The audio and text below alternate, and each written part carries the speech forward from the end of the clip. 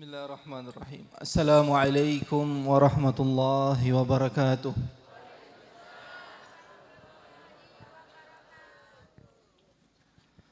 Alhamdulillah. Nahmaduhu wa nasta'inuhu wa nastaghithuhu wa nastarshiduhu wa nastabsiruhu wa nastahdihi.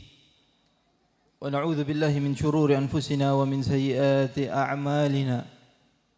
من يهده الله فلا مضل له ومن يضلل فلا هادي له أشهد أن لا إله إلا الله وحده لا شريك له شهادة من أبصر اليقين بعين البصيرة فآثر سلوك منهجته المنيرة وأشهد أن سيدنا ونبينا وعظيمنا وقرة أعيننا ونور قلوبنا محمدًا عبده ورسوله أرسله بالهدى ودين الحق ليظهره على الدين كله ولو كره الكافرون أما بعد Hadirin hadirat, para habaib, para kiai, wabil khusus Sidi ada Kiai Ahmad Nawawi,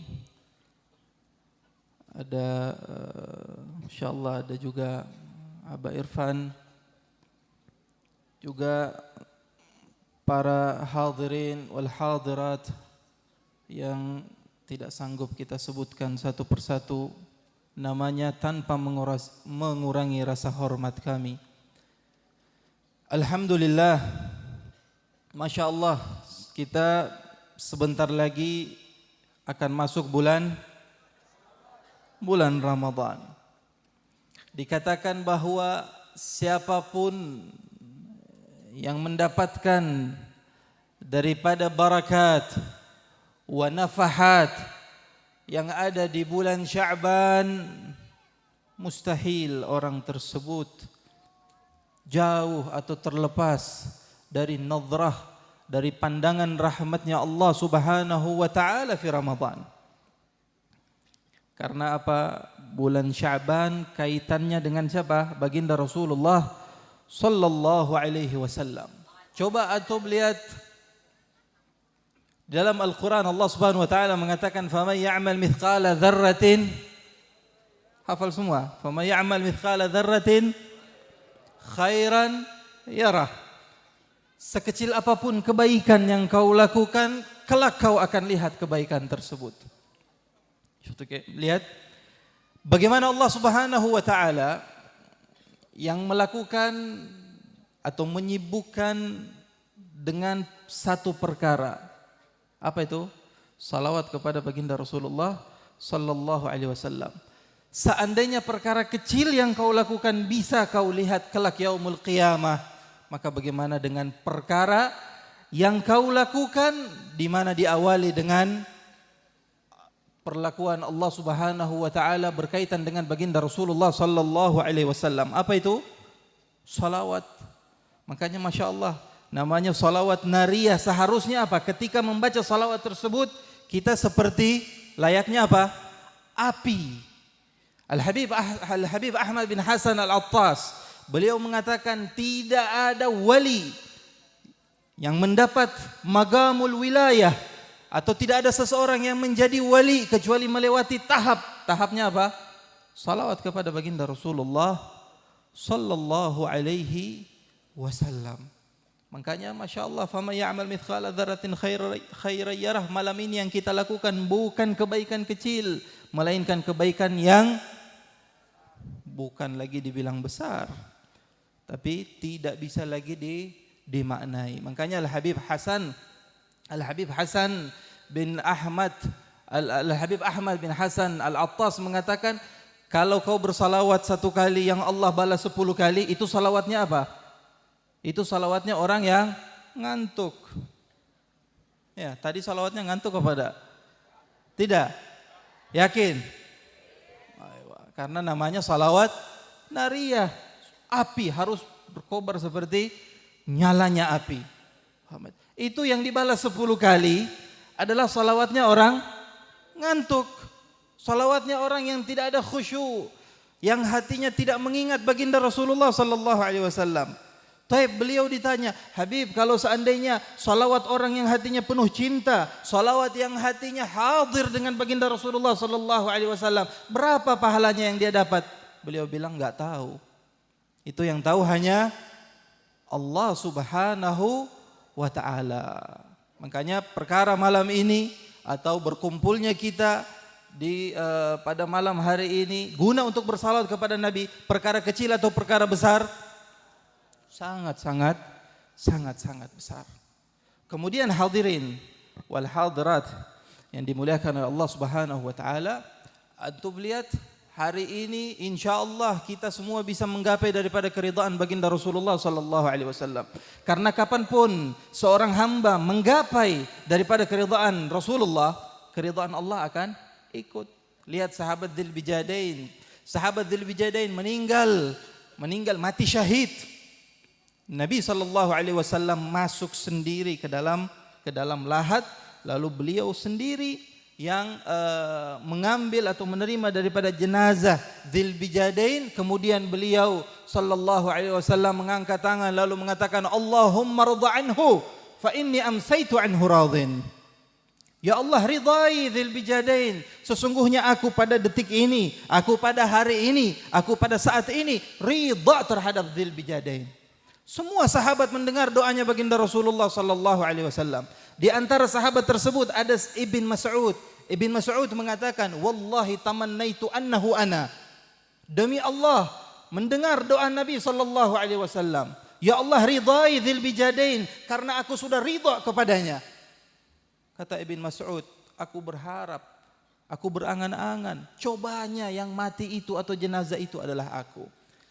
Makanya jangan sampai kita sudah berada di tengah-tengah daripada bulan Sya'ban, berada di tengah-tengah bulan yang kaitannya atau nisbahnya kepada baginda Rasulullah sallallahu alaihi wasallam, akan tetapi justru hati kita apa? Ghulf. Hati kita adalah hati yang ditutup oleh Allah Subhanahu wa taala. Kelak makanya orang yang ditutup hatinya di dunia, di akhirat dibilang apa? Hijaban mastura. Di dunia hatinya ditutup, di akhirat dia akan mendapatkan hijaban mastura. Semoga kita semua mendapatkan daripada nadrahnya Allah Subhanahu wa taala, nadrahnya baginda Rasulullah sallallahu alaihi wasallam. Kemudian ini kita tidak panjang lebar ya, karena sudah capek kayaknya. Sudah capek? Ya. Baik. Sedikit yang kita bahas pada kesempatan ini, apa yang sudah antum semua siapkan untuk menyambut daripada bulan Ramadan? Apa yang dipersiapkan? Oh, baju baru. Mukena baru. Baju takwa. Apa lagi? Itu semua sudah dipersiapkan? Belum?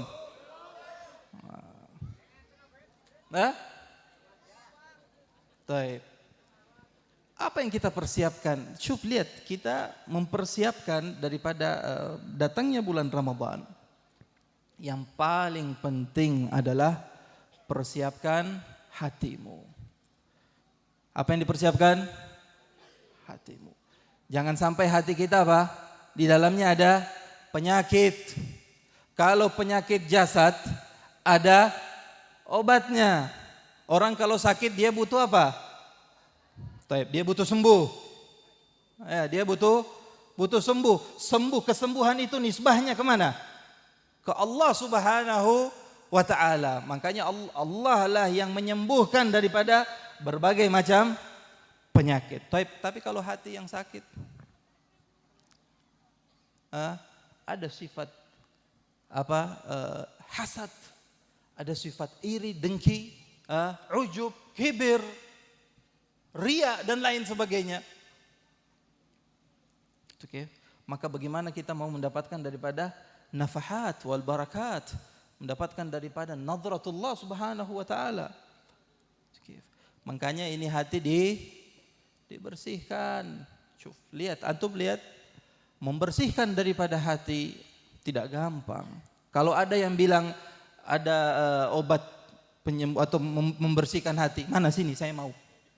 Oh ya, Kalau ada yang bilang cara ampuh membersihkan hati daripada sifat-sifat atau daripada penyakit-penyakit hati, saya mau. Karena apa? Sulit, itu butuh mujahadah, itu butuh perjuangan supaya hati kita bisa betul-betul bersih. Ini bagaimana hatinya mau bersih? Kita masih melakukan hal-hal yang menyimpang dari agama Islam. Atau lihat, sadar atau tidak sadarnya kita, ya, yang sering kita lakukan apa? Ghibah. Apa? Ghibah. Kata Al-Habib Abdullah Al-Idrus bin Abi Bakar As-Sakran, ghibatul muslim, ghibatul muslim tasil al-la'na ilaihi, wa ghibatu salih tasil ila dhurriyyatihi min ba'dih.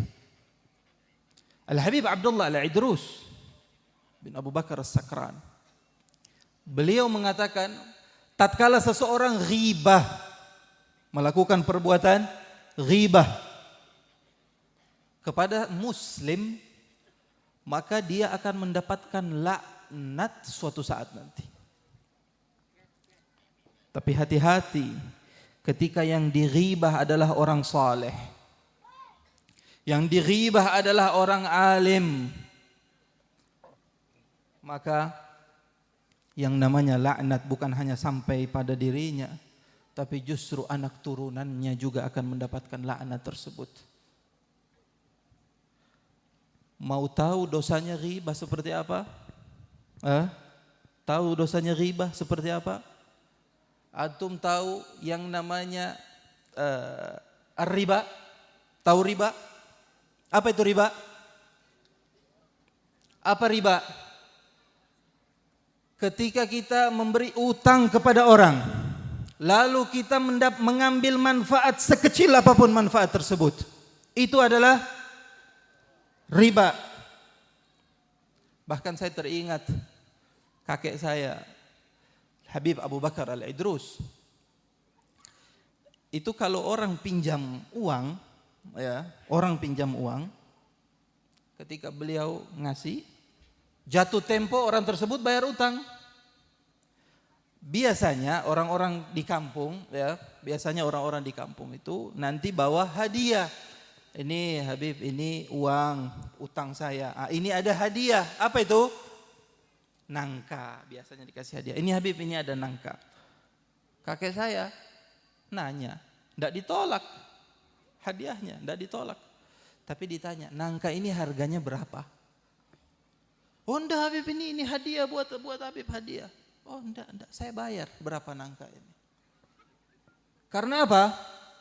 Karena perbuatan ini adalah manfaat yang didapatkan ketika kita memberi utang kepada orang. Riba apa enggak? Riba. An-Nabi SAW mengatakan, sesungguhnya riba itu ada 70 macam. Lebih dari 70 macam. Riba ada berapa macam? 70 macam. Ada yang terkadang melakukan riba, oh untuk orang tua saya sakit, jadi saya terpaksa melakukan riba. Ada yang melakukan riba, oh saya pengen beli rumah baru. Oh ada yang melakukan ini dan lain sebagainya. Nabi SAW mengatakan lebih dari 70 macam jenis riba. Semuanya hukumnya apa? Apa hukumnya? Haram. Nabi bilang, riba yang paling ringan, riba yang paling ringan atau derajat yang paling awal, bukan derajat tinggi, derajat yang paling awal. Nabi mengumpamakan dosanya lebih besar daripada dosa orang yang melakukan 36 jenis dosa besar. Berapa macam jenis dosa besar? 36. Nabi bilang 36 para penzina masih kalah dibanding seseorang yang melakukan perbuatan riba yang dianggap remeh atau riba sekecil apapun, yang paling kecil. Oleh karenanya Nabi SAW pernah mengatakan kepada sahabat-sahabatnya yang kecil. Kebiasaan Nabi, lihat akhlaknya Nabi SAW. Kebiasaan beliau itu kalau salat subuh, habis salat subuh atau sebelum salat subuh, itu beliau nanya sama orang-orang jamaah yang ada di belakang. Tadi malam mimpi apa? Tadi malam kau mimpi apa? Sahabat mengatakan, aku tidak mimpi apa-apa ya Rasulullah. Ada yang mengatakan saya mimpi ini ya Rasulullah. Saya mimpi ini. Nabi SAW mengatakan, adapun saya maka saya bermimpi tadi malam. Mimpi saya apa? Saya diambil atau dibawa oleh malaikat Jibril alaihissalam. Ini bukan sekedar mimpi, tapi ini hak. Akhirnya Nabi melewati, dibawa oleh Jibril alaihissalam. Tahu-tahu ada beberapa orang yang ngambil batu besar tersebut dia pukul di kepalanya sampai kepalanya hancur. Ada lagi orang, Nabi tanya, kenapa itu? Jibril bilang, jalan wahai Muhammad. Jalan ya Rasulullah. Nabi jalan. Ketika Nabi SAW jalan lagi, Nabi melihat ada seperti guci, ya, ada seperti wajar itu besar di bawah tapi terus kecil, guci ya, seperti guci. Ya, itu di bawahnya api yang begitu panas, menyala besar, api di bawah. Di dalamnya ada siapa? Manusia, laki dan perempuan dikumpul menjadi satu, direbus. Nabi lagi-lagi bertanya, siapa mereka wahai Jibril? Jibril bilang, jalan terus wahai ya Rasulullah. Setelah itu Nabi SAW melihat ada orang lagi berenang di lautan darah.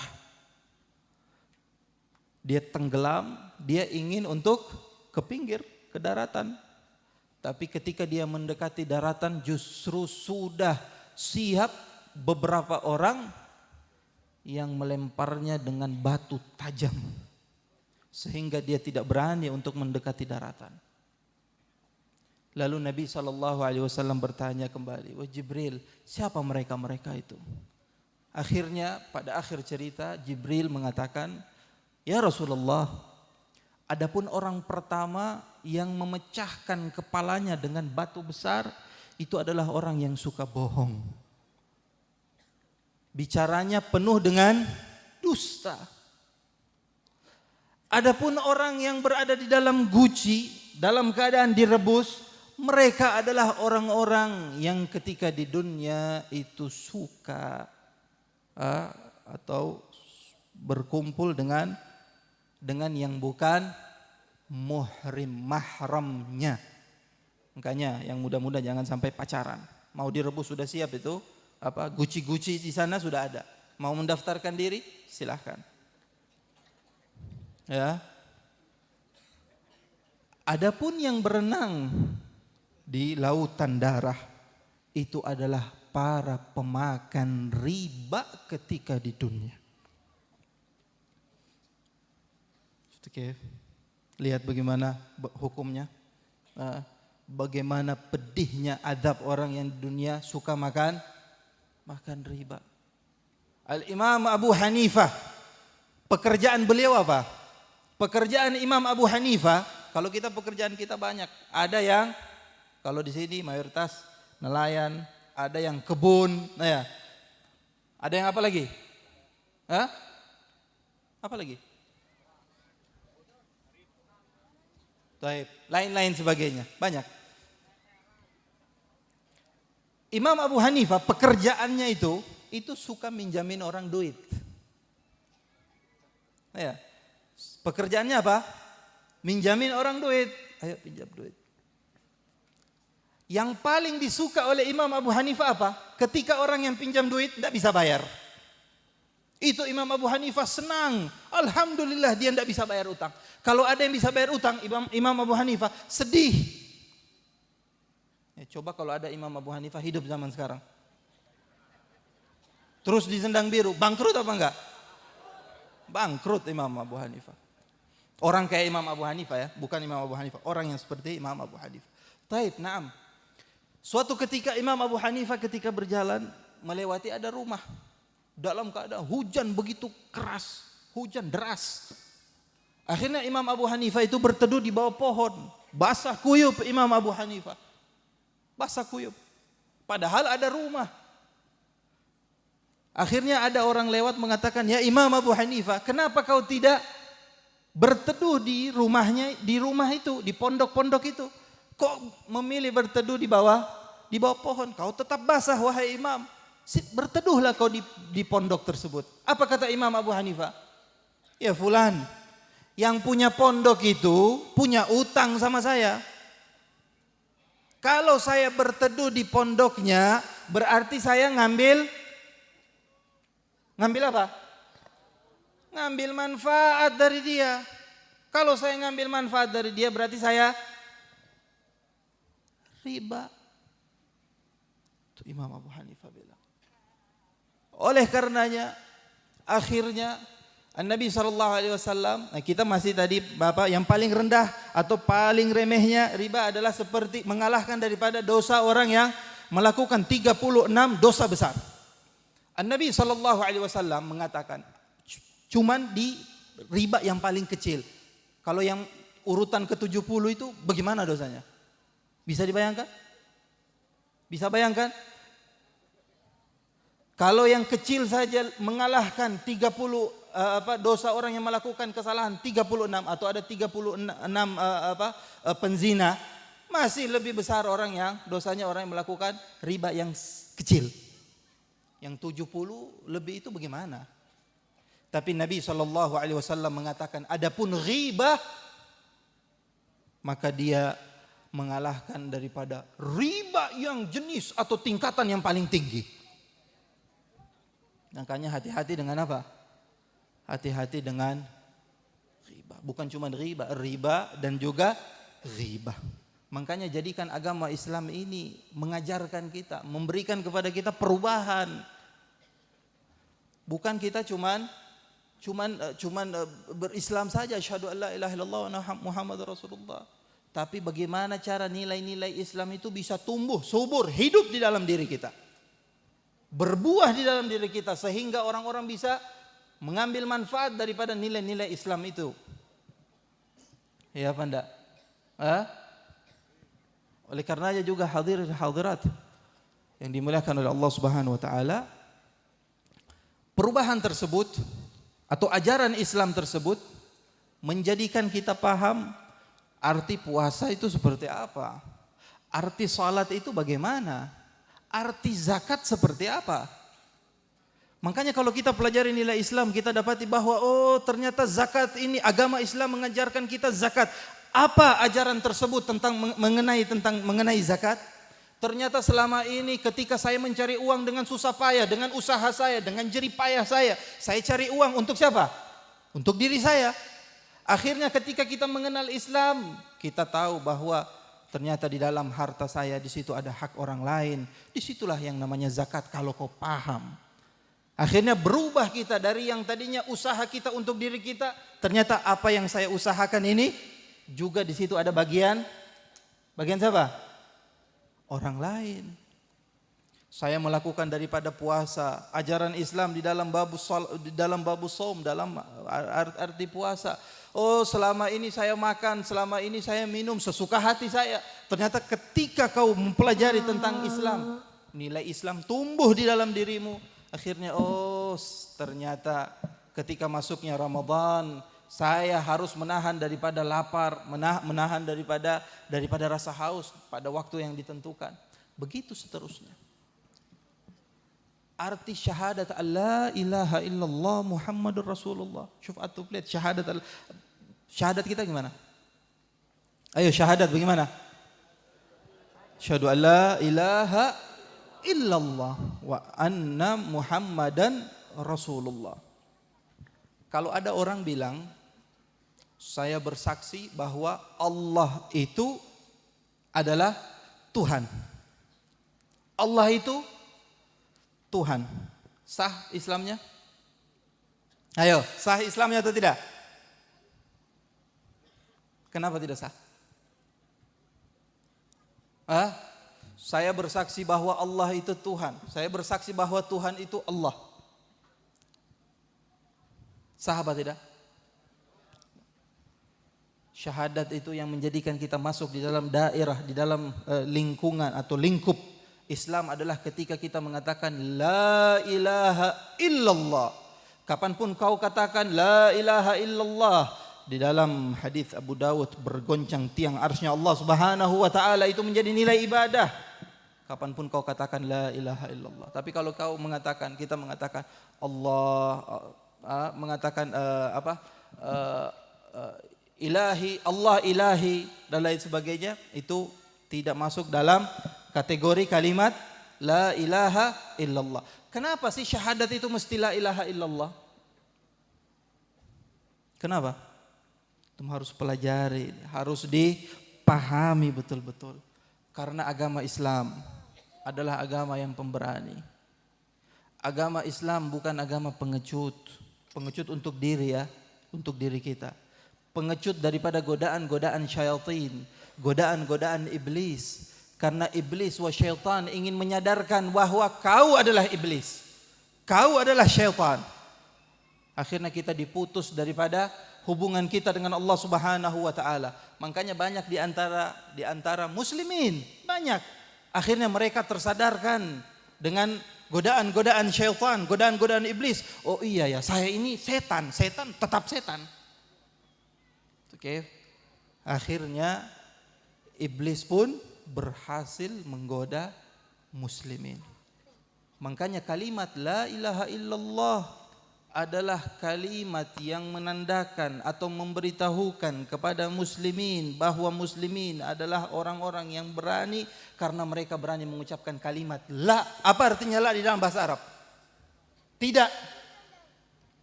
Artinya la dalam bahasa Arab apa? Tidak. Makanya la ilaha illallah artinya apa? Tidak ada Tuhan selain Allah. Kenapa mesti la ilaha illallah? Kenapa bukan Allah itu Tuhan, Tuhan itu Allah? Kenapa bukan itu? Supaya kita terbiasa dengan kalimat tidak, supaya kita berani menentang daripada perbuatan-perbuatan yang menyimpang dari agama Islam. Berani menentang daripada aturan-aturan Allah Subhanahu wa taala. Ketika orang mengatakan, "Ayo ghibah." La, saya tidak mau riba. Saya tidak mau riba. Ayo lakukan riba. La, saya tidak mau riba. Ayo lakukan daripada perbuatan-perbuatan haram. La, saya tidak mau melakukan perbuatan haram. Kenapa? Karena ketika kita masuk daripada lingkup Islam, kita sudah ditanamkan daripada kalimat la. Artinya apa? Tidak. Jadi kalau ada orang ngajak kita, ayo kita lakukan perbuatan ini, perbuatan-perbuatan haram. Jawabannya apa? Bukan jawabannya, oh ya mari, ayo kita sama-sama. Berarti kalimat makna asyhadu an la ilaha illallah belum tertanam di dalam diri kita. Belum kita pahami betul tentang arti tersebut. Oke, paham? Paham? Jadi inilah yang beberapa yang harus kita persiapkan untuk menyambut daripada bulan Ramadan. Syuf, lihat situ ada rahmat. Di situ ada itq minan nar, di situ ada maghfirahnya Allah Subhanahu wa taala, ada balasannya Allah Subhanahu wa taala. Hati-hati, balasannya Allah ini ya, di dunia terlebih di akhirat. Di dunia terlebih di akhirat. Dikatakan dalam riwayat Allah Subhanahu wa taala bertanya kepada ashabul jannah, kepada penduduk-penduduk surga, Allah bertanya, "Wahai hambaku," penduduk surga ini lagi enak-enak, lagi dalam keadaan menikmati isi surga. Allah tanya, kau pernah enggak hidup susah sebelum masuk surga? Apa jawaban mereka? Ya Rabb, aku selalu dalam keadaan bahagia semenjak kau ciptakan aku pertama kali.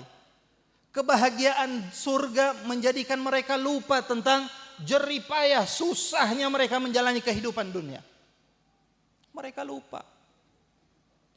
Makanya kalau ada laki-laki pacaran, kalau ada orang pacaran, itu gimana? Lupa daratan. Ya, makanya hati-hati. Akhirnya Allah bertanya lagi kepada ashabun nar, penduduk neraka. Penduduk neraka, waliyadu billah. Semoga kita semua dijauhkan daripada siksaan Allah Subhanahu wa taala. Allah bertanya, wahai penduduk neraka, apakah kau sebelum ini pernah bahagia? Pernah kau rasakan kebahagiaan? Penduduk neraka mengatakan, ya Rabb, demi keagunganmu ya Allah, Semenjak kau ciptakan aku sampai sekarang ini aku selalu dalam keadaan tersiksa. Aku tidak pernah merasakan kebahagiaan ya Allah. Pedihnya azabnya Allah Subhanahu wa taala menjadikan dia lupa tentang kenikmatan-kenikmatan yang pernah dia rasakan ketika di dunia. Oleh karenanya kita tidak panjang lebar.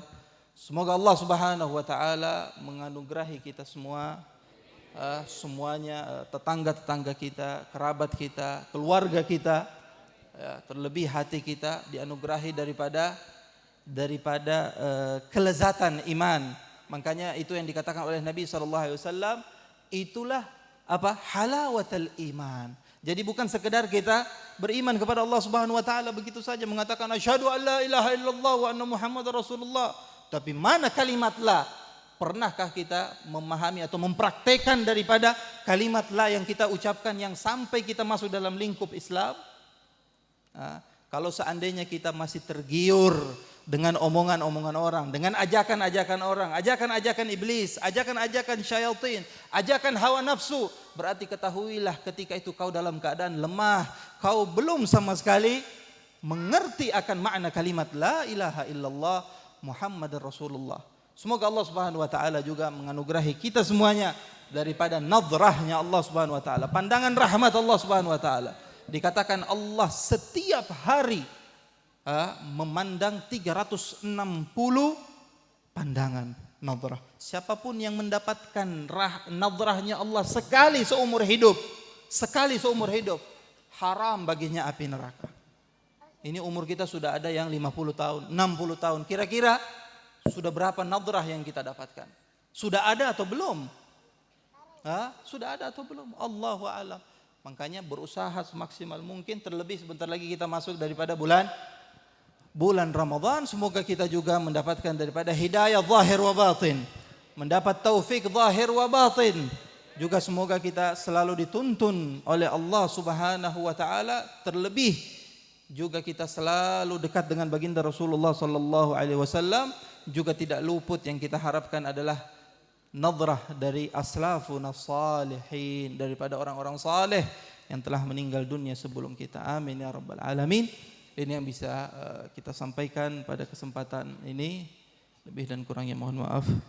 Billahi taufiq wal hidayah. Wassalamualaikum warahmatullahi wabarakatuh.